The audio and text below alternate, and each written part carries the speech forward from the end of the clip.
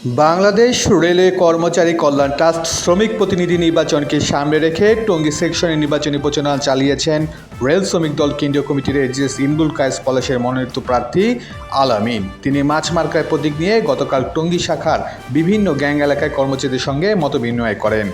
প্রচারণাকালে আলামিন বিভিন্ন গ্যাং কর্মচারীর সঙ্গে সরাসরি কথা বলেন এবং তাদের কর্মপরিবেশ, সুযোগ সুবিধা ও বিভিন্ন সমস্যার কথা শোনেন। কর্মচারীদের কল্যাণের কার্যকর ভূমিকা রাখার পাশাপাশি তাদের ন্যায্য অধিকার ও সুযোগ সুবিধা নিশ্চিত করতে কাজ করার প্রত্যয় ব্যক্ত করেন।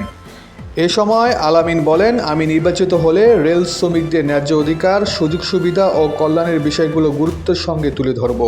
মাঠ পর্যায়ে কর্মচারীদের সমস্যাগুলো সংশ্লিষ্ট কর্তৃপক্ষের কাছে তুলে ধরে সমাধানের জন্য কাজ করাই হবে আমার প্রধান লক্ষ্য। আপনাদের মূল্যবান ভোট ও সহযোগিতা চাই। প্রচারণাকালে উপস্থিত ছিলেন রেল শ্রমিক দল টঙ্গী শাখার কার্যকরী সভাপতি রাজীব খান, প্রকৌশল বিভাগ কর্মচারী অ্যাসোসিয়েশনের অতিরিক্ত সাধারণ সম্পাদক ও রেল শ্রমিক দল টঙ্গী শাখার সম্পাদক জনাব খুরশেদ আলম, সাংগঠনিক সম্পাদক জয়নাল আবেদিন সহ সাংগঠনিক সম্পাদক লিটন, দপ্তর সম্পাদক জাকির হোসেন সহ দপ্তর সম্পাদক ইমরান হোসেন সহ সংগঠনের অন্যান্য নেতৃবৃন্দ। প্রচারকালে নেতৃবৃন্দ কর্মচারীদের সঙ্গে মতবিনিময় করে মাছ মার্কা ভোট দিয়ে আলামিনকে